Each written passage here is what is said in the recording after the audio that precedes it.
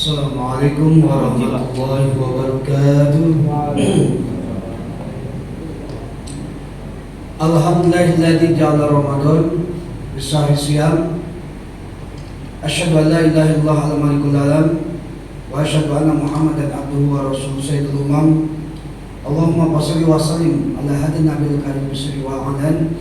Rabbi shrah li sadri wa yassir li amri wa hlul 'uqdatam min lisani yafqahu qawli. Wa qala Allah ta'ala fil Qur'anil Karim, a'udzu billahi minasyaitonir rajim, ya ayyuhalladzina amanu kutiba 'alaikumus shiyam kama kutiba 'alal ladzina min qablikum la'allakum tattaqun. Puji dan syukur kita panjatkan kehadirat Ilahi Rabbi Allah Subhanahu wa taala.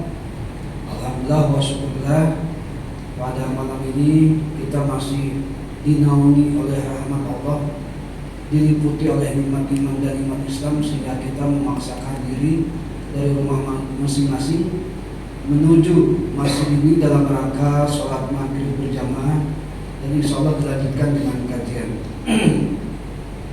Salawat dan salam semoga limpahkan kepada junjungan kita Habibana wa Rasulana Sayyidina Muhammad Rasulullah SAW. Allahumma sholli ala sayyidina Muhammad wa ala sayyidina Muhammad.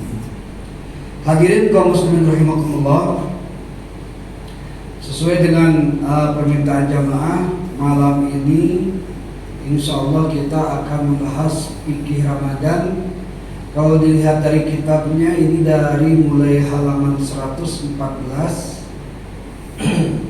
sampai halaman 124, berarti 10 halaman totalnya. Rasa-rasanya kalau dibahas malam ini dari maghrib sampai isya kemungkinan tak akan cukup, tapi kita coba ringkas saja, tentang aturan-aturan ketika kita melaksanakan ibadah saum. Bismillahirrahmanirrahim. Biasanya kita ketika bulan Ramadan itu mengungkapkan antara puasa dengan saum, biasanya gitu ya. Kalau puasa itu bukan bahasa Arab, itu bahasa asli Indonesia dari Sanskerta gitu ya. Tapi kalau saum itu asal muasalnya dari bahasa Arab. Masalah penggunaan silahkanlah, mau saum mau puasa sama saja lah. Yang jelas di sini untuk fikih puasa saya akan membahas yang intinya saja. Pertama, rukunnya, karena rukun ini memang menjadi ruh daripada puasa itu sendiri. Tak terlaksana rukun, ya udah puasanya tak jadi. Yang kedua, syarat wajib. Yang ketiga, yang tidak wajib. Dan yang keempat, yang membatalkan puasa. Kalau misalnya jamaah ada masukan yang lain, insya Allah kalau masih ada waktu kita sampaikan. Pertama, tentang rukun puasa atau rukun saum. Rukun itu adalah ketentuan ibadah yang dilakukan baik sebelum puasa atau ketika puasa. Itu namanya rukun. Kalau syarat itu sebelum melaksanakan ibadah puasa. Tapi kalau rukun itu biasanya sebelum atau sedang. Tapi kebanyakannya sedang melaksanakan ibadah puasa. Bismillahirrahmanirrahim. Faslun arkanuhu salasatun asya'a. Rukun puasa semuanya ada 3. Jadi berbeda dengan sholat. Kalau sholat itu 17, kalau ini hanya sekedar 3. Karena memang puasa itu titik beratnya kepada fisik dan ibadah qalbiyah, hati, niat. Itu ya. Jadi rukun puasa ada 3 semuanya. Yang pertama, niyatun lailan likulli yaumin fil fardi. Yang pertama, niat pada malam hari. Apa itu malam? Malam itu adalah dari mulai terbenamnya matahari atau azan maghrib sampai kepada fajar menjelang sholat subuh. Jadi malam itu minal ghurubi syamsi ila tulu'ul fajri, dari mulai dari mulai terbenamnya matahari sampai jelang subuh atau jelang azan. Nah itu namanya lailan, niat di malam hari. Bagaimana kalau niat di siang hari? Tidak sah, tidak sesuai dengan rukun, karena kalimatnya niatul lailan, niat malam. Likulli yaumin, bagi tiap-tiap hari. Jadi kalau nanti puasanya 29 hari, berarti niatnya 29 kali, begitu ketentuannya. Kalau puasanya 30 hari, berarti niatnya 30 kali. Karena bahasanya likulli yaumin, untuk tiap-tiap hari. Nah gitu. Fil fardi, khusus bagi puasa fardu. Kalau sunat tak jadi masalah. Gitu ya. Nabi pernah nanya sama Siti Aisyah, "Ya Khumairah, apakah ada sarapan pagi hari ini?" Kata Siti Aisyah, "Belum ada ya Rasul." Ya udahlah, saya puasa sunnah aja. Jadi puasa sunnah itu tak masalah, niat belakangan, asalkan sebelum niat belum makan apa-apa, itu syaratnya. Tapi kalau untuk fardu itu wajib pakai niat likulli yaumin, tiap-tiap hari. Yang fardu itu ada 3 Pak. Pertama puasa Ramadan, yang kedua puasa nazar, gitu ya. Yang ketiga puasa kifarat. Puasa Ramadan insya Allah beberapa hari lagi kita akan melaksanakannya. Kalau puasa nazar itu puasa janji. Kalau saya lulus saya akan puasa 3 hari. Nah itu wajib tuh, mau tidak mau. Dan pakai niat untuk malamnya, wajib. Tak pakai niat tak sah puasanya. Yang ketiga puasa kifarat. Puasa kifarat itu seperti puasanya seperti begini. Bapak di sidang bersumpah, demi Allah saya tidak melakukan kegiatan ini misalnya. Kalimat demi Allah, wallahi billahi tallahi, atau dengan ucapan demi Allah disertai dengan kedustaan, maka itu dosa besar karena bersumpah atas nama Allah.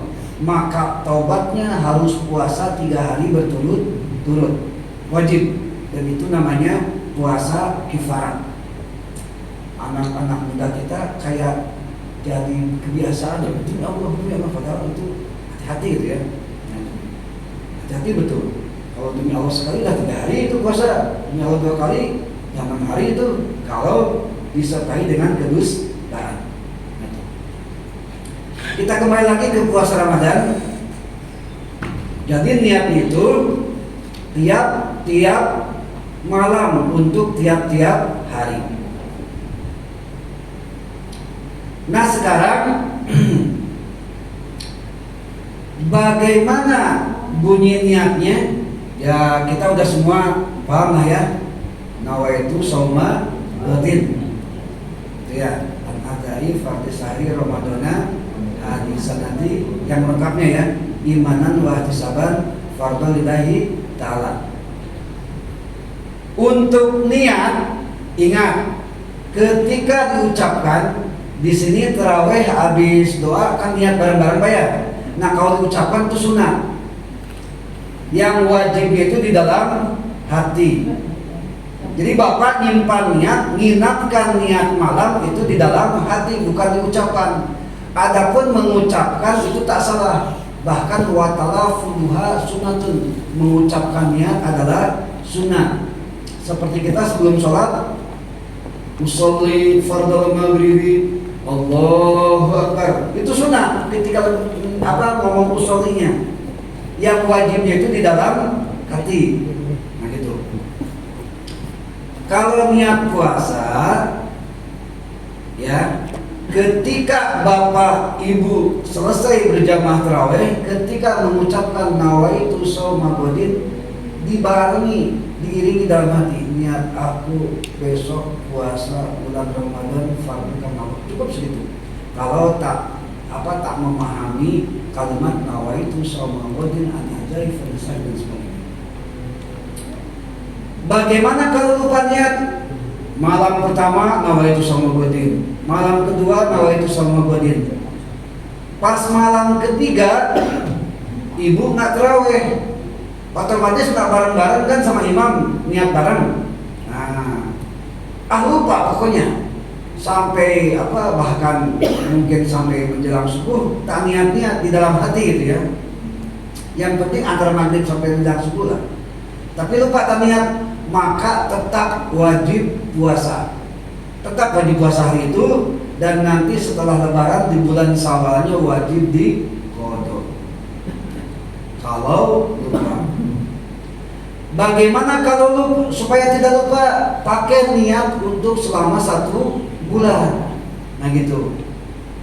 Niat selama 1 bulan itu membackup, mengcover daripada niat tiap-tiap malam apabila kita lupa. Bagaimana niatnya? Nawaitu shauma fi syahri ramadhana kullihi fardhu lillahi ta'ala. Niat aku berpuasa di bulan Ramadan di dalam hati ya Bu ya, sebulan penuh fardu karena Allah. Kalau sudah itu saja. Kalau sudah niat selama 1 bulan, suatu saat lupa, itu tidak jadi masalah karena sudah terbackup dengan niat selama 1 bulan. Nah, ya. Niatnya nawaitu shauma ramadhana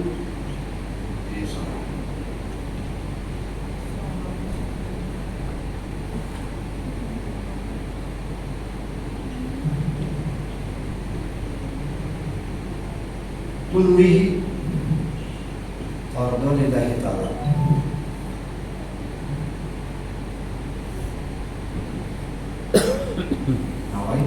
Nawaitu shauma Ramadan kullihi fardhu lillahi ta'ala. Niat aku puasa di bulan Ramadan sebulan penuh fardu karena Allah. Begitu. Kapan niatnya? Cukup malam pertama saja. Rencana imam pertama siapa nanti di musim kita? Pak RT. Nah, tolong disampaikan ke Pak Imam yang malam pertama. Niatnya kita ada 2 gitu ya, khusus malam pertama saja. Yang pertama nawaitu shaum, yang pertama ini dulu, nawaitu shaum Ramadan kullihi fardhullahi ta'ala. Boleh pakai sahih juga ya, nawaitu shaum fi sahih Ramadan boleh, supaya lebih lengkap lah. Ini antara ini ya, pakai fi sahih.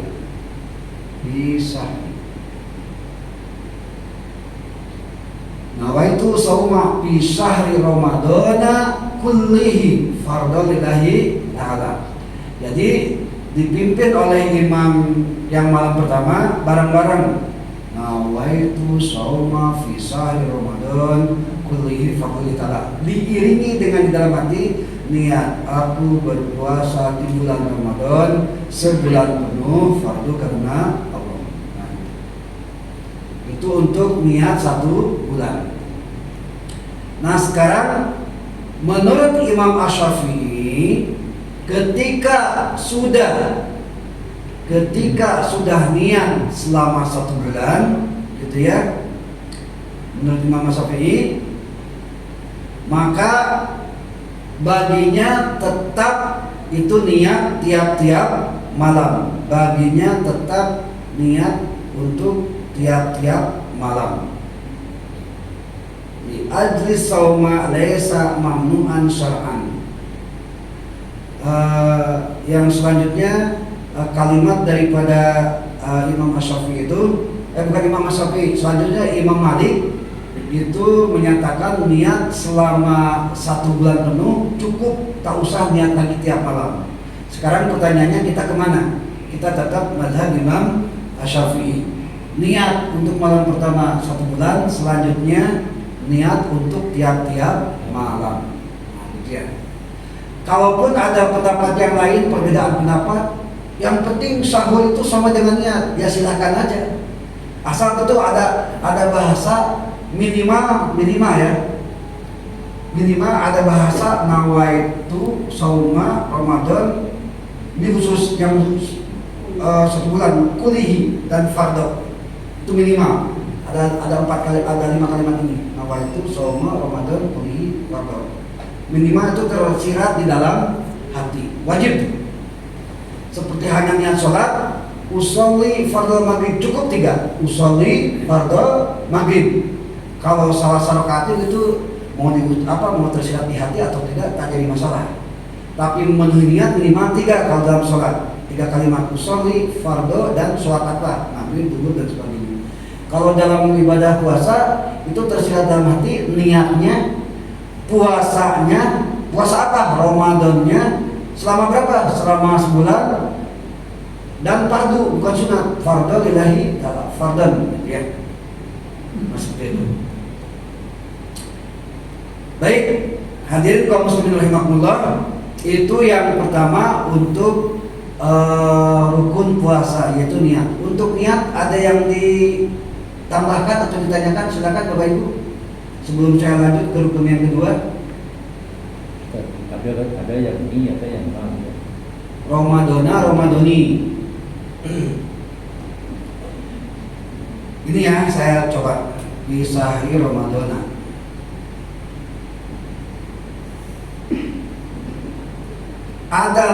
Adani. Ramadana itu asal kata dari Romado. Dari kata Romado. Artinya panas terik. Romado ditambah alif nun itu menjadi panas terik yang membakar. Jadi asalnya Romado dikasih tambahan alif dan nun. Nah sekarang ini alif itu tambahan. Dalam kitab nahwu ketika ada isim ditambah alif dan nun, ketika dia kasroh atau, nah inilah saya kesulitannya susah menjelaskan kepada Bapak Ibu karena harus ada basic nausolot gitu ya. Jadi ya kalau tak paham ya selamat lah, mau gimana lagi gitu ya. Saya mau tidak mau harus jelaskan gitu ya, karena ada pertanyaan. Jadi Ramadana ini namanya mudhof ilaih. Nah kan nggak tahu kan mudhof ilaih apa kan gitu, itu bingung juga ya. Sedangkan sahih itu mudhof. Mudhofnya itu kasroh. Kenapa kasroh? Karena ada huruf pa. Al-masjid itu jadi fil masjid, al-bait itu jadi fil baiti, begitu. Kenapa? Maka ujung kalimatnya harus kasroh. Mudhof ilaih juga harus kasroh. Tapi kenapa nggak? Karena ini jiadah alif nun. Kenapa jiadah alif nun? Karena isim ghairu munsharif. Nah kan nggak paham lagi kan isim ghairu munsharif apa? Nah itulah bingungnya saya gitu menjelaskan, tapi gimana gitu ya. Jadi Ramadan ini fungsinya adalah dia mudhaf ilaih majrurun bil mudhaf wa alamatul jarrihi mabniyatun ala fathi fi mahallil jarri. Akan bingung juga kan? Jadi gitu Pak Imam. Jadi Ramadan karena isim ghair musharrif itu aja pokoknya. Mohon maaf ya. Kalau ada latar belakang nausurab sedikit aja lah, 10% mungkin insya Allah bisa memahami gitu. Nah, gitu. Misalnya ada bahasa yang lain Sulaiman, An Sulaimana, pasti An Sulaimana, nggak mungkin An Sulaimani. Atau misalnya Utsman, coba lihat hadis dari riwayat Utsman, An Utsmana itu pasti patah, ya. An Utsmana dari Utsman, karena Utsman juga itu meriwayatkan hadis juga. Itu pasti nunnya itu patah karena ini dia ada alif nun, ada alif dan nun. Nah gitu. Sulaiman juga, silakan aja cek. Itu pasti patah ujung-ujungnya. Kecuali innya pakai alif lam. Pisah Ramadan. Nah ini baru bukan tapi ini karena ada alif lam. Harus belajar bahasa Arab dulu Pak, mau tidak mau gitu. Jadi khawatirnya saya jelaskan ada apa ya? Paham. Ya bukan percuma, gimana ya, bingung juga ya. Karena kan kita niatnya supaya paham, tapi kan nggak ada dasar. Jadi gimana gitu menjelaskannya gitu ya. Ibarat menjelaskan teori fisika kepada santri bahasa Arab kan jadi bingung kan? Itu maksudnya. Ini ada dikirim oleh ulama muda juga. Ya.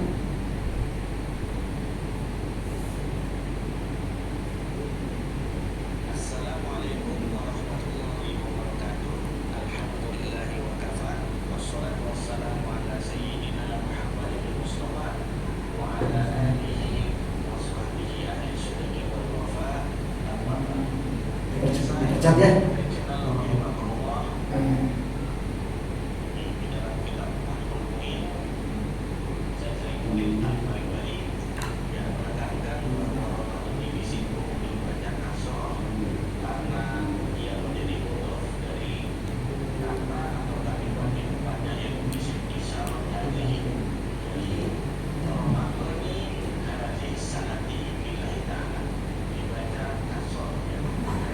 Baik, ya, saya paham sekarang. Ini konteksnya niat sebulan ya. Tadi kan pakai hadi sanati.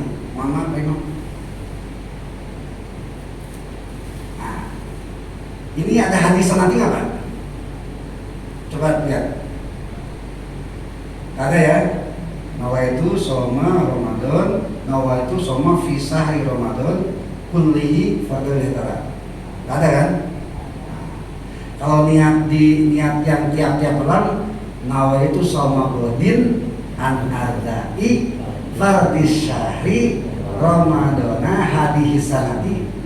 Nah, jadi kalau niat pertama itu mudhof. Kalau di sini mudhof ilaih majrurun wa alamatu jarhi mabniyatun ala fathih fi jari. Dalam fikih aja itu perbedaan pendapat. Dalam bahasa Arab itu banyak perbedaan pendapat. Ada yang membaca waduha, ada yang membaca waduhe, ada yang membaca waduhe, itu kan. Yang penting di hati lah pokoknya, jangan mempermasalahkan Ramadaninya, hati aja, dah.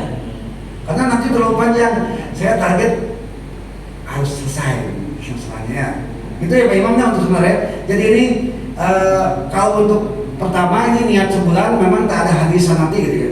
Tapi nanti di niat yang tiap-tiap malam ada hadis nanti. Nawaitu shaumudin an adai fardhi sahih Ramadana hadis sanati. Nah itu. Jadi begitulah untuk niatnya untuk Ramadana dan Ramadani. Makanya saya menawarkan dari dulu kepada anak muda, silakan yang mau belajar nahu sorob dasar ya, saya siap. Terus terang aja. Nahu sorob dasar kalau menengah atas itu di pesantren pilihan masing-masing lah. Saya pondasinya insya Allah tuh, masih ingat gitu lah ya. Walaupun udah 20 tahun yang lalu terakhir ngaji, insya Allah masih ingat lah kalau untuk dasar-dasarnya. Nah gitu ya. Kalau ke bapak-bapak kan mohon maaf ya, mudah-mudahan saya agak percuma kan menerangkan gini. Nah iya, jadi bingung juga gitu. Itu aja masalahnya. Ya. Baik, selanjutnya yang kedua, watarku mubtilin, meninggalkan hal-hal yang membatalkan puasa. Ya berarti di sini tadi saya sudah rencana 4 paket rukun puasa, syarat wajib, syarat syarat wajib dan yang tidak wajib puasa dan yang membatalkan puasa. Yang membatalkan puasa kita akhirkan dulu. Kita coba ke syarat wajib dulu. Jadi maksudnya begini, syarat wajib itu orang-orang yang disebutkan ini adalah wajib untuk melaksanakan puasa gitu maksudnya. Bismillahirrahmanirrahim. Kita bercabang ya. Surutu wujubihi khamsatu asya. Yang wajib bagi orang puasa itu ada 5. Kita cek apakah kita kena kewajiban atau tidak. Yang pertama Islam, dah jelas. Kita udah ngaku Islam semua, wajib. Yang kedua wataklifu dan taklif. Taklif itu artinya balik, gitu ya.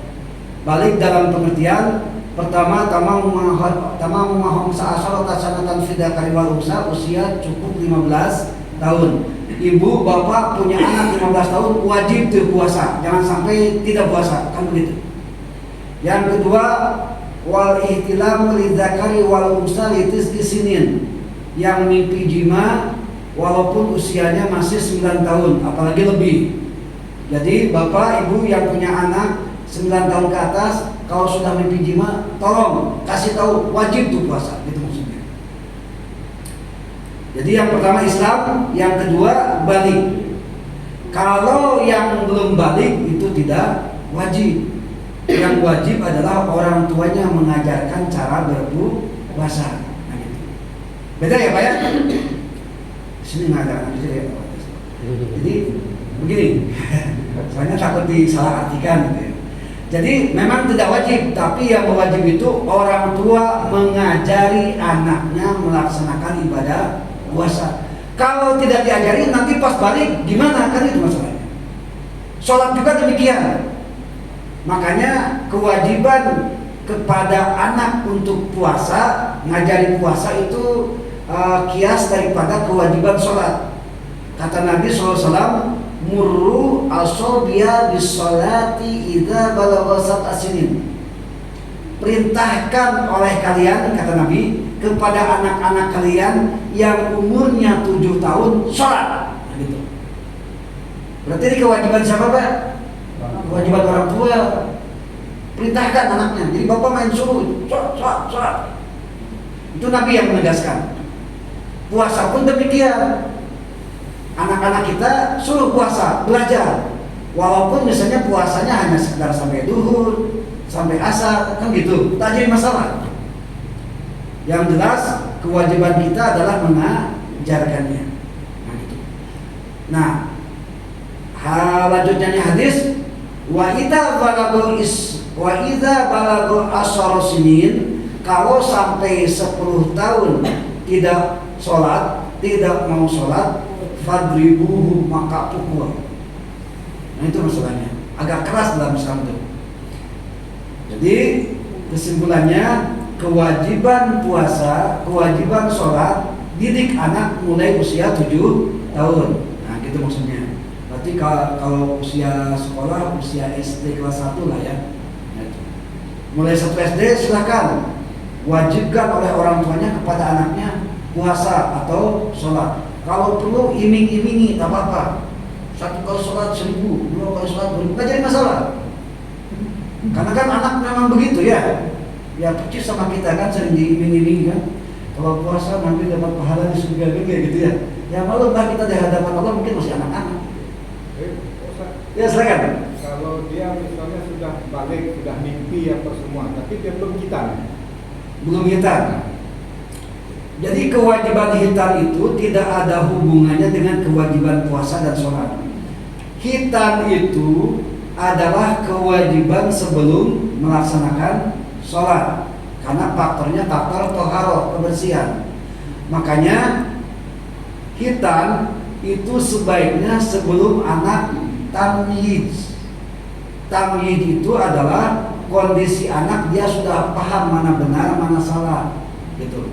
Karena anak yang belum tamyiz sekitar 7 tahun ke bawah, gitu ya, itu waktu strategis untuk menghitan anak itu, gitu.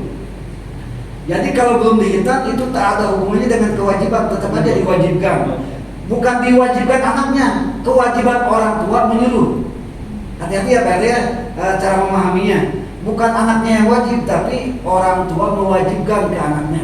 Karena perintah dari Nabi untuk menyuruh orang tuanya kepada anaknya. Jadi tak ada hubungannya dengan hitan. Jadi ketika anak misalnya sudah belum hitan, dia sudah balik ya. Nah masalahnya itu kenapa ditunda-tunda gitu ya? Ya di sini tradisi hitan umur berapa tahun rata-rata?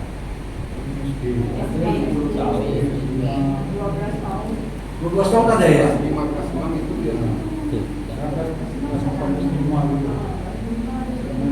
Nah makanya kalau kita lihat logika syariah gitu ya, pertama usia tamyiz orang tua wajib menyuruh, kan begitu, menyuruh puasa atau menyuruh sholat. Masalah anak sah atau tidak tak masalah, karena tak wajib kan kalau untuk anak. Nah ketika belum dihitan masih anak-anak tak jadi masalah. Peribahasa nggak wudhu pun tak masalah kan, karena kan anak-anak belum balik. Nah yang jadi masalah ketika sudah balik tapi belum dihitan, nah, itu masalahnya. Maka segeralah berhitan. Kenapa? Karena faktor hitan salah satunya untuk toharoh. Ketika kita mencuci kulub, gitu ya, kulub itu apa? Kupluk. Nah itu ya kupluknya itu, nah itu ya. Kalau kami bahasanya kulub, gitu ya. Nah, ketika belum dipotong kulubnya, itu tetesan air seni itu terkumpul di sana, gitu. Itu tetap najis nantinya. Kalau bagi anak-anak tak masalah, jelas tak masalah, karena belum dikenai kewajiban. Tapi kalau sudah balik itu sudah dikenai kewajiban. Maka mohon maaf kalau begitu ada kaidah fikih yang mengatakan al-amru bisyai'in amrun biwasailihi. Perintah sholat maka perintah daripada syarat sholat. Sholat wajib, maka sebelum sholat wajib juga yaitu wudu. Sebelum wudu wajib juga yaitu toharoh. Sebelum toharoh wajib juga mencegah daripada najis. Berarti wajib berhitan. Nah gitu maksudnya. Ibarat kita diwajibkan naik ke lantai kedua, berarti wajib ada tangga. Tidak disebutkan tangganya, cuma wajib naik ke lantai kedua aja, maka wajib ada tangga. Gitu maksudnya. Gitu Pak. Jadi untuk yang belum balik tak jadi masalah mau hitan atau tidak. Kalau udah balik berarti ya kewajiban orang tuanya untuk segera dihitan anaknya. Gitu. Baik. Yang ketiga di sini adalah mampu. Mampu dalam pengertian kalau di sini bahasanya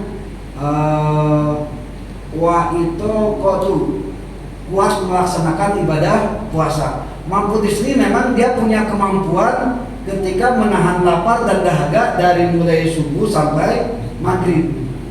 Kalau tak mampu, nah ini lain cerita. Tak mampunya kenapa? Pertama, kalau orang tua yang sudah renta, kalau puasa mengganggu kesehatan, berarti itu tak wajib lagi. Gitu maksudnya. Paling nanti dengan fidyah, kan begitu. Jadi mampu di sini, nah, macam sakit. Sakit itu kan berarti tidak mampu kan, udah tidak wajib. Cuma ada konsekuensinya, ada qada, ada fidyah. Tak usah qada tapi wajib fidyah, tak usah fidyah tapi wajib qada, atau ada lagi tak usah qada, tak usah fidyah. Ada berapa macam tuh? Wajib qada, wajib fidyah satu. Wajib qada saja, tak usah fidyah dua. Wajib fidyah saja, tak usah qada tiga. Wajib tak wajib qada, tak wajib fidyah Dan 4 berarti ya. Nah, itu. Bagaimana ketentuannya? Nanti kita selesaikan dulu syarat wajibnya ya. Syarat wajib yang selanjutnya adalah di sini wasihatun dan sehat. Ya sehat berarti dalam pengertian ya tidak lagi dalam keadaan sakit gitu ya. Yang selanjutnya wa iqamatun dan bermukim. Bermukim dalam pengertian ada di kampung halamannya. Maksudnya di rumahnya sesuai dengan alamat gitu. Pak RT misalnya di Nusa Indah, berarti selama di Nusa Indah itu mukim namanya. Ya. Kalau sudah safar itu tak wajib puasa lagi. Tapi nanti kan ada konsekuensinya, yaitu qada, itu maksudnya. Itu syarat wajib. Baik, sebelum saya lanjutkan ke syaratnya tadi syarat wajib, sekarang tidak wajib gitu ya. Sebelum saya menyampaikan tidak wajib, barangkali Bapak Ibu ada yang disampaikan sekarang sebelum ke materi selanjutnya. Silakan Bu.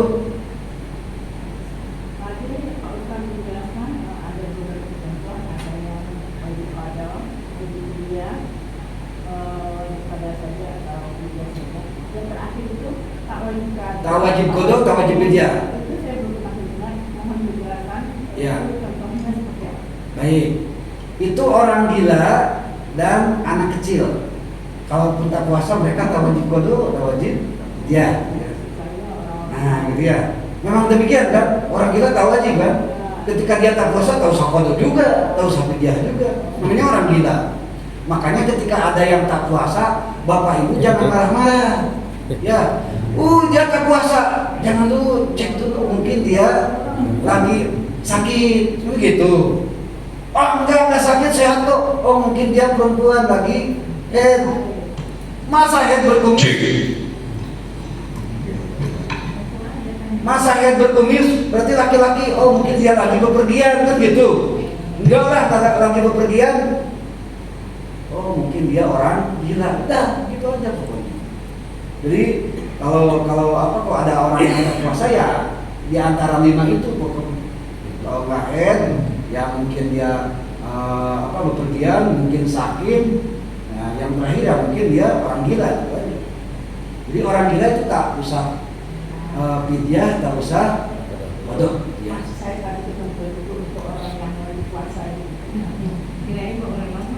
Walaupun orang gila tetap di sini disebut manusia masalahnya. Ya, bingung juga sih. Kalau disamakan dengan yang lain tetap aja makhluk yang namanya manusia. Nah, gitu ya. Baik. Nah, kalau tadi ada yang wajib, yang 5 tadi, maka di sini ada yang tak wajib. Semuanya ada 9. Yang pertama, anak kecil itu tak wajib. Tapi jangan sampaikan sama anaknya, Pak ya. Nanti mereka tak semangat lagi. Itu jelas tak wajib. Jadi kita pun tak boleh memaksa, tapi kita punya kewajiban untuk memberikan pendidikan, menyuruh mereka puasa. Jadi yang kena kewajiban Bapak Ibu berarti, ayo nak puasa gitu.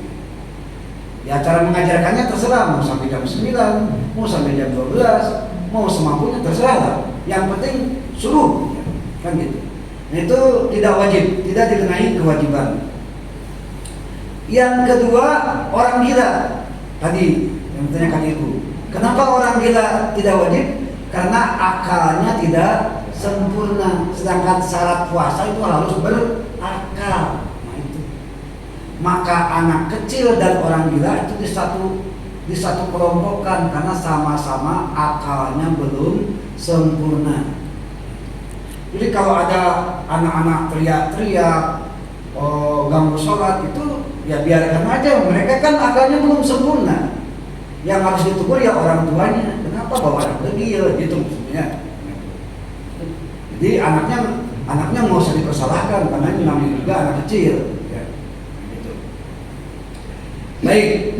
Yang ketiga, saya sengaja dipercepat supaya cukup waktu. Sakit yang memberatkan itu tidak diwajibkan berpuasa. Ingat ya, sakit yang memberatkan kalau kondisi puasa maka sakitnya tambah akut. sakitnya tambah parah. Kira-kira penyakit apa yang bisa menimbulkan lebih parah lagi kalau puasa? Misalnya selesai operasi biasanya. Nah, misalnya selesai operasi misalnya ya. Kalau mah itu biasanya justru dengan puasa jadi sehat biasanya ya. Nah, itu. Ya silakanlah Bapak Ibu identifikasi sendirilah kira-kira yang memberatkan itu ketika puasa apa. Nah, itu diperbolehkan untuk tidak puasa, tapi nanti ada konsekuensinya. Apa konsekuensinya?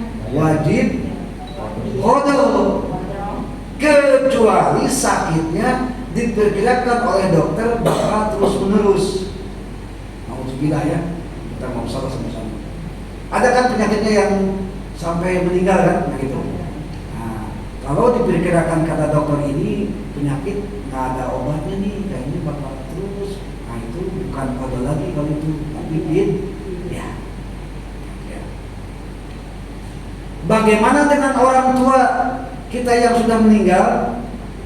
Ibu punya orang tua yang meninggal, yang meninggalkan hutang puasa nggak?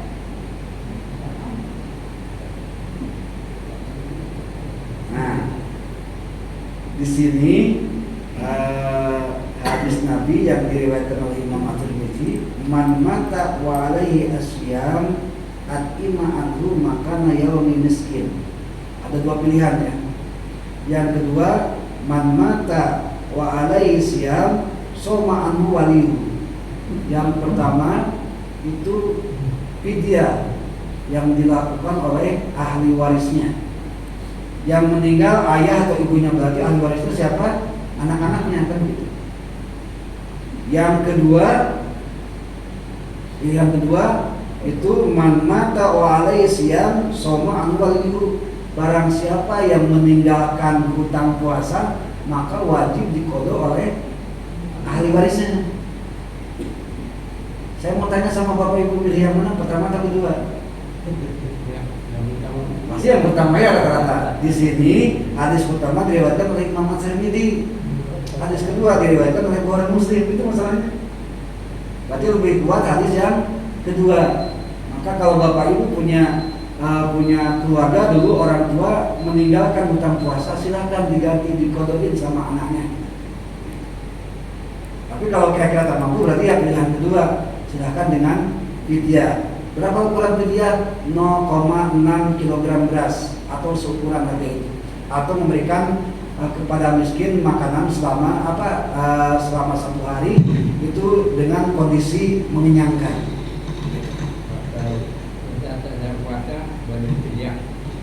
Yang mana?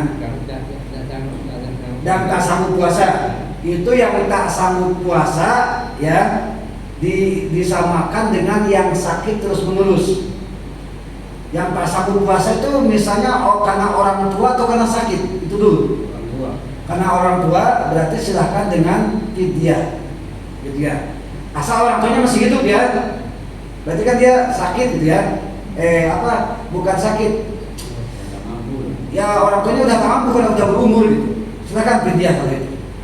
Ya, tapi kalau misalnya orang tuanya pernah meninggalkan hutang puasa, nah itu lain cerita. Ada dua pilihan tadi. Yang pertama diqada oleh ahli warisnya, yang kedua dibayar fidyahnya. Jadi yang pertama yang hadis Bukhari Muslim dulu lah, yang kuat. Yang kedua baru dengan fidyah. Nah itu. Pak izin bertanya Pak. Ya silakan. Oke, terima kasih Pak. Assalamualaikum warahmatullahi wabarakatuh. Waalaikumsalam. Saya tertarik dengan yang disampaikan tadi bahwa kalau orang tuanya meninggal, mungkin ada meninggalkan puasa, maka kita bisa dengan dua cara tadi. Yang pertama dan yang kedua. Ya. Ibu saya itu meninggal tahun 1968 Pak. Umur saya 4 tahun. Umur ibu saya itu lebih kurang mungkin 39 tahun.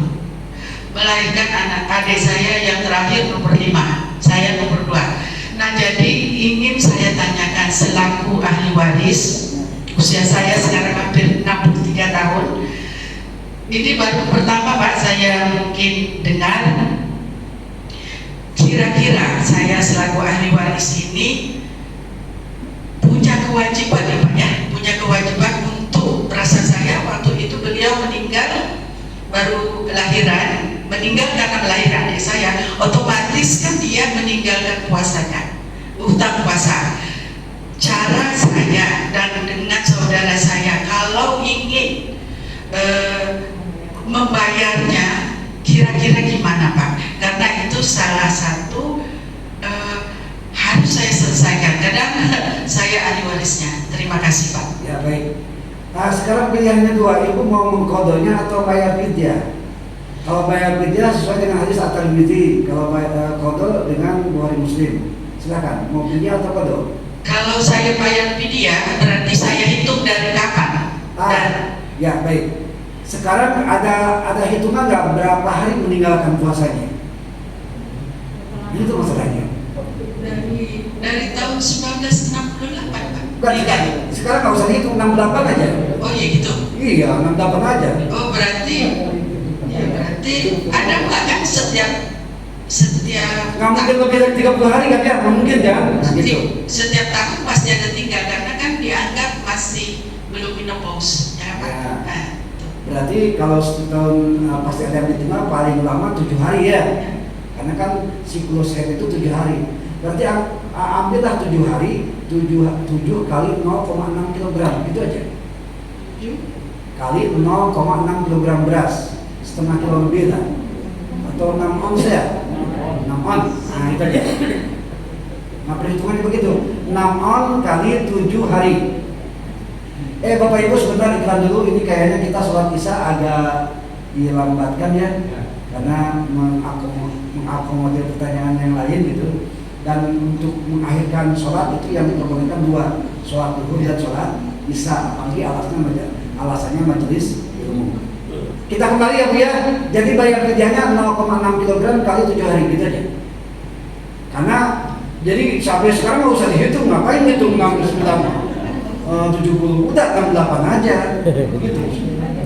Kan kalau udah meninggal nggak wajib puasa lagi. Nah gitu. Silakan ibu yang lain. Baik, saya lanjutkan ya. Terima kasih Pak. Baik, saya lanjutkan. Yang selanjutnya yang tidak wajib adalah orang tua. Nah ini ya, orang sakit, terus orang tua. Yang kelima orang yang lagi head. Orang yang lagi head, misalnya 10 menit jelang maghrib keluar darah, wajib buka. Jangan mentang-mentang sebentar lagi maghrib dia nunda-nunda itu jadi haram, jadi dosa. Karena tak boleh lagi keluar darah head melaksanakan ibadah puasa. Walaupun tinggal 10 menit lagi atau 5 menit lagi, tidak ada istilah tanggung. Gitu ya. Ya wajib batal karena kan batalnya karena keluar darah head. Yang keenam nifas. Kalau nifas ini satu paket dengan wiladah ya, melahirkan. Paling sedikit itu 7 hari, keumumannya 15 hari. Paling sedikit 15 hari, keumumannya itu nifas itu antara 40 sampai 60 hari keumumannya. Yang ketujuh wanita hamil. Nah untuk khusus wanita hamil nih, itu bisa kodo, bisa fidyah, hati-hati. Atau bisa kodo saja, atau bisa fidyah saja. Bu, ini untuk yang hamil nih. Untuk yang hamil, mohon maaf Ibu, kalau dia tidak puasanya karena khawatir badannya sendiri, itu wajib kodo. Khawatir badannya sendiri. Kalau dia khawatir dengan jabang bayi, gitu ya, khawatir dengan jabang bayi, itu wajib kodo dan fidyah. Beda ya. Jadi terserah perasaan, tidak puasa orang hamil karena dirinya sendiri atau karena bayi, kan gitu. Waduh, khawatir nih bayi kurang nutrisi, kurang vitamin, berarti itu nanti wajib kodo dan wajib fidyah. Itu khusus untuk orang hamil. Gitu. Yang kedelapan yang menyusui, boleh juga tidak puasa. Ini yang hamil, kalau yang hamilnya agak jangka agak lama nggak jadi masalah. Ini yang hamilnya 1 tahun sekali atau yang menyusui, itu yang bingungnya. Gitu ya. Melahirkan hari ini, tahun depan melahirkan lagi, kapan di kodonya gitu ya. Makanya nggak usah rajin-rajin bikin anak lah. Nah gitu ya. Yang ke-8 menyusui ya. Menyusui dalam pengertian ya sama dengan kondisi yang hamil tadi. Kalau khawatir dengan dirinya wajib kodo. Kalau khawatir dengan bayinya wajib kodo dan fidyah. Yang terakhir yang ke-9 adalah safar. Safar itu perjalanan jauh. Bagaimana kalau orang misalnya sengaja nggak mau puasa, dia jalan-jalan. Nih kalau niatnya dia nggak mau puasa tetap dosa, karena niatnya nggak mau puasa. Tapi kalau niatnya dia memang perjalanan, dia boleh, dengan catatan mulai tidak puasanya ketika di gerbang perbatasan, jangan dari awal rumah. Misal Bapak mau ukuran safar di sini 100 kilo, ke Batam berapa ya? Ada 90 kilo. Yang jelas ada batasan safar lah ya. Kalau Batam saya agak meragukan antara berapanya gitu ya. Kalau dia lewat Pinang, Lewatkan Tuban Lebih ya. Pakai jalur terdekat lebih juga. kalau terdekat ya dia. Nah itu makanya kita batasnya jalur terdekat. Terdekatnya berapa puluh kilo gitu. Yang penting batasannya 90-an lah ya. Gini aja lah supaya tidak meragukan, dari sini dari Pinang ke Jakarta aja lah ya. Itu aja lah. Nah, ketika Bapak misalnya mau pergi ke Jakarta, tetap sahur, wajib sahur. Gitu ya. Wajib di sini maksudnya dianjurkan sahur, maksudnya gitu. Tetap niat puasa juga, nawaitu sama gue. Nah dia setelah beres-beres segala macam pergi, sepanjang masih di Pinang jangan dulu membatalkan puasa. Nah dia itu masih wajib. Nah batasannya adalah perbatasan. Perbatasan Pinang di sini di mana? Pelabuhan, bandara. Ketika sudah mulai perjalanan 1 detik, tak, nah itu baru tidak diwajibkan puasa. Walaupun lebih utama adalah melaksanakan ibadah puasa, gitu maksudnya. Jadi tak dosa gitu ya. Karena kata Nabi, man aftara yauman fi syahr Ramadan bi ghairi rukhsatin falam yaqda samudahri. Begitu kata Nabi. Barang siapa yang berbuka puasa di bulan Ramadan tak ada rukhsah, maka tidak bisa diqada seumur hidup. Itu masalahnya. Ibu bapak lagi puasa dibatalin, tak ada alasan, maka falam yaqda samudahri, tidak bisa diqada seumur hidup. Itu yang maksudnya. Saking dosanya besar-besar. Tapi kalau safar itu diperbolehkannya ketika kita sudah di perjalanan. Jadi ya. Baik. Lanjut gimana? Yang terakhir kita tentang batal puasa. Ya. Yang tadi yang diperbolehkan tidak berpuasa ada 9, yang membatalkan puasa juga ada 9. Kita percepat aja. Yang pertama, memasukkan sesuatu ke dalam 5 lubang. Lubang mulut, lubang apa lagi Pak? Lubang telinga, lubang hidung, lubang kemaluan depan, lubang kemaluan belakang. Masuk batal. Nah gitu, semuanya gitu aja. Pertama lubang mulut. Yang membatalkannya tadi saya sudah jelaskan ke ibu-ibu, yang membatalkan itu kalau ditelan. Kalau tidak ditelan tidak batal. Bapak iseng kumur-kumur tengah hari panas pakai jus misalnya, kumur-kumur tapi tidak ditelan, itu tak batal. Cuma sakit hati kalau nggak ditelan, kan itu masalahnya ya. Gitu. Dan tak ada kerjaan, ngapain lagi? Gitu ya. Selagi tidak ditelan tak batal. Itu. Menelan ludah tak batal kecuali 3. Itu sudah dijelaskan sama ibu. Pertama ludah sendiri, yang kedua ludahnya masih di dalam mulut, dan yang ketiga ludahnya tidak tercampur dengan benda yang lain. Pertama ludah sendiri, jangan sampai dengan ludah orang lain tercampur. Contoh suami istri siang hari bermesraan, gitu ya. Kan lidahnya tertukar ya, bertukar air ludah kan, ditelan, nelan, nah itu batal karena ludahnya tercampur dengan orang lain. Yang kedua, ludahnya masih di dalam mulut, itu nggak jadi masalah. Tapi kalau sudah di luar mulut, misalnya ludahnya udah di bawah bibir, di dagu, kita jilat lagi, nah itu batal, gitu ya. Tapi kalau bapak misalnya haus sekali, ngumpulin ludah sebanyak-banyak di dalam mulut, asal belum keluar sampai penuh, telan lagi, nah itu nggak batal, karena masih ada dalam mulut. Yang ketiga, ludahnya tidak tercampur dengan benda lain. Seperti apa tadi? Seperti jus. Ketika berkumur-kumur dengan jus, nah, buang lagi. Kumur-kumur dengan air. Kumur-kumur dengan air terasa dingin, ketelan, itu tak masalah.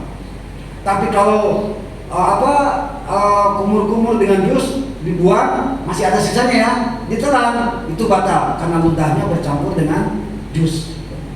Bisa membedakan ya Bu ya? Pak? Itu. Ustaz, masa contohnya jus lagi sedikit dingin kayak odol. Odol lah, Oh, boleh ya. Kalau saya yang terpikir sepintas aja. Odol. Nah, odol pun bisa juga. Gitu ya. Makanya kumur-kumur setelah sikat gigi itu kumur-kumur, silakan. Jangan sampai tertelan Ekstrim kali. odolnya ya. Nah, kecuali ya, ketika wudhu berkumur-kumur, ada kaget, tertelan, batal nggak Pak? Dia batal kalau lagi wudhu. Tapi kalau lagi kumur-kumur dengan kopi, kaget, tertelan, nah itu batal, itu bedanya. Itu. Karena kumur-kumur dengan kopi itu makruh. Kalau kumur-kumur air ketika wudhu itu hukumnya sunnah. Bisa dibedakan ya Pak ya? Untuk mulut. Nah gitu ya. Baik. Ada pertanyaan, gimana kalau kangkung pas nyangkut ada sebagian di dalam, sebagian di luar? Nah itu masa mau tunggu sampai maghrib ya? Nah kalau itu cinta ngaco lah ya.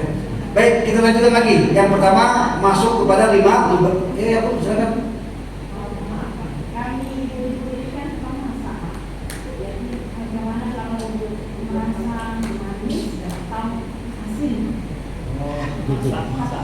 Bu, mencicipi masakan itu tak masalah karena yang merasakan itu lidah, bukan tenggorokan. Iya kan? Yang merasakan lidah kan? Lidah asin, manis, pahit itu di lidah, bukan di tenggorokan. Silakan cek. Jadi ketika ibu menyicipi makanan, ya, nah, ibu kumur-kumur.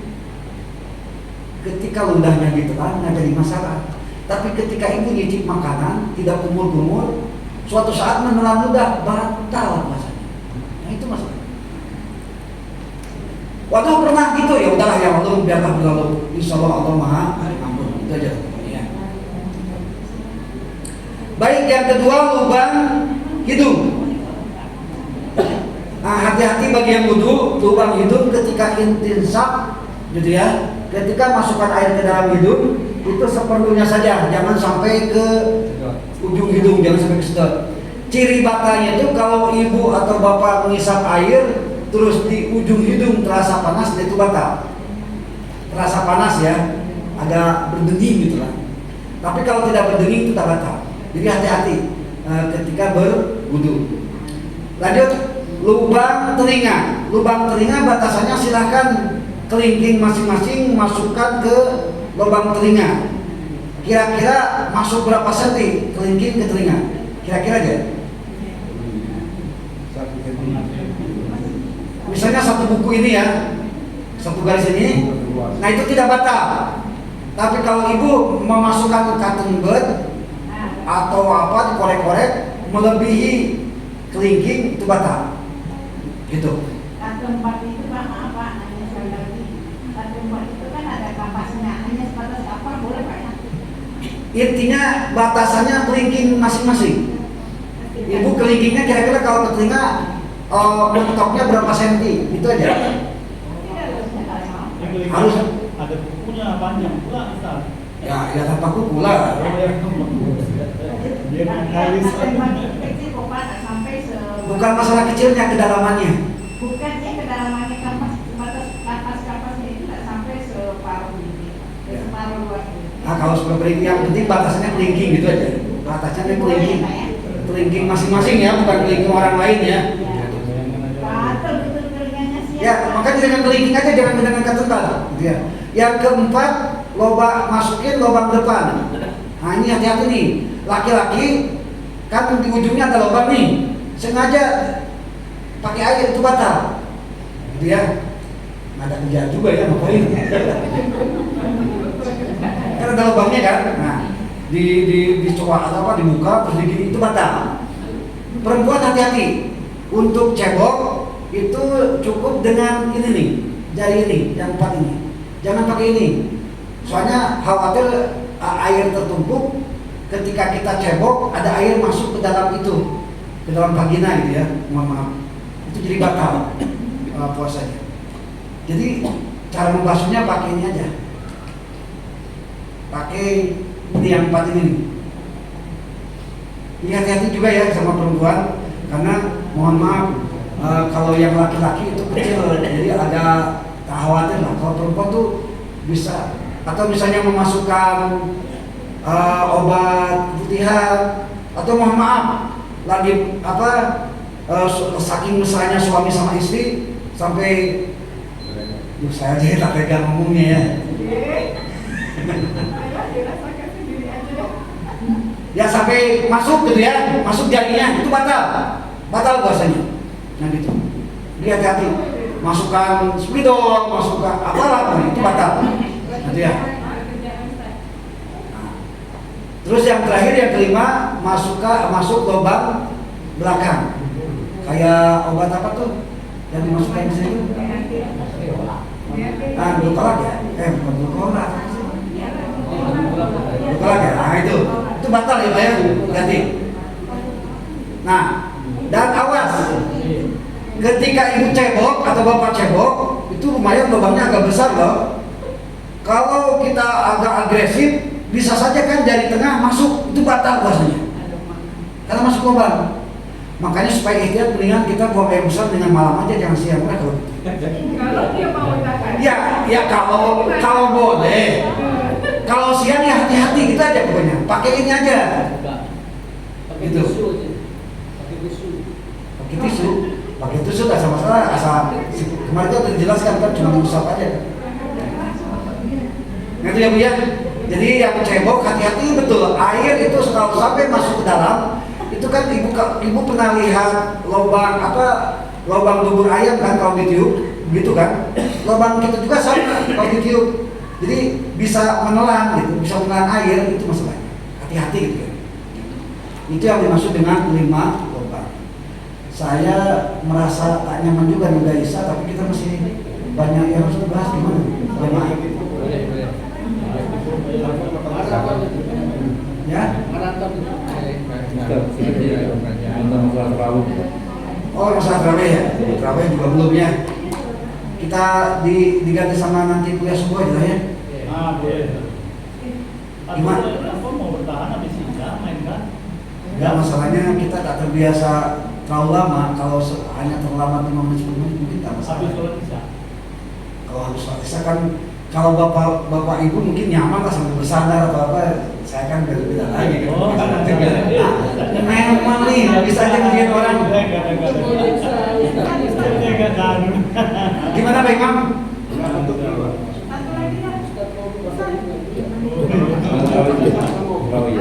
Cukup dulu Ustaz. Baik, ini aja untuk terawih. Di sini kan biasa 11. Ya udah, tak apa-apa 11. Walaupun mohon maaf ya, saya memang perjelas mazhab Imam Syafi'i memang semua udah tahu lah 23. Bahkan Arab Saudi tahun-tahun sebelumnya itu 23 juga, baru tahun ini rencana 11. 13 sama Ya. Jadi 13 mana? 11. 23 dan 11. Ya. Jangan diganti-ganti lah. Nah, yang kedua, bagaimana formasinya? Apakah 4-4-4-3 atau 2-2-2-2-1? Itu dua-duanya ada dalam hadis Nabi. Hadis yang pertama 4443, maka Rasulullah SAW di Ramadan awala fi ghairihi ila ida asal rakaatan wa yusolli arba'an gitu ya. Jadi 4443. Untuk yang 2221 itu dari Abu Hurairah yang diriwayatkan oleh Muslim, itu bisa 2 1. Kalau dalam mazhab Imam Syafi'i 23 rakaat 2 1. Silakan memang pilih yang mana. Dan sekarang ini kita coba sebelas nih, 11, 2 kita 1. Ini jangan. Ya Pak Imam lanjut. Nah, kita kan 11 ini. Yang kita lakukan adalah 2 itu 3. Itu gimana itu? Jadi begini, yang 443 dengan 223 itu semuanya pernah dikerjakan oleh Rasulullah SAW.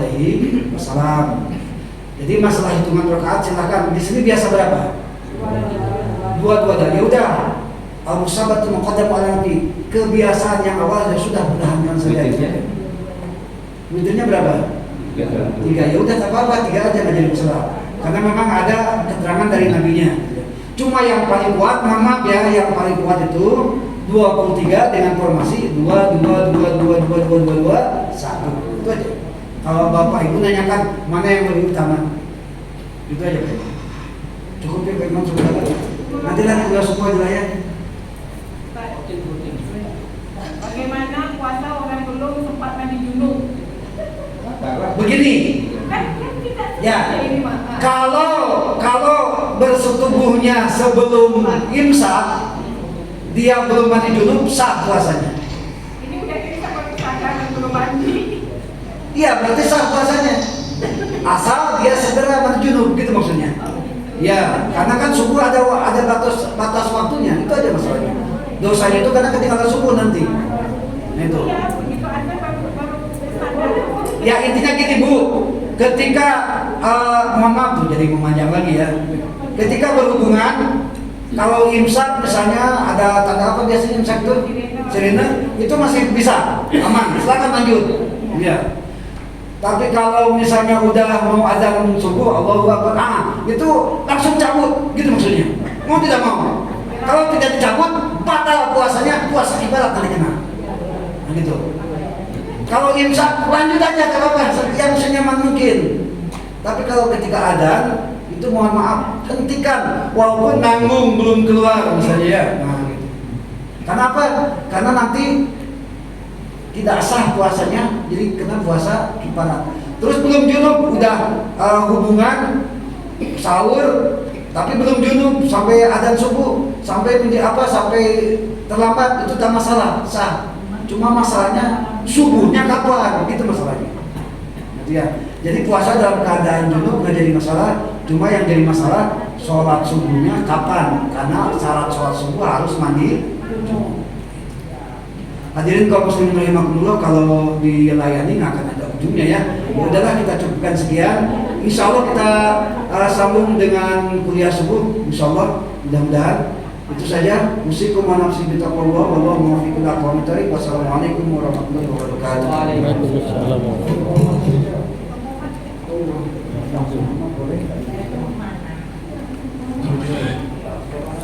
Allah Akbar, tak cukup waktunya ternyata. Maaf.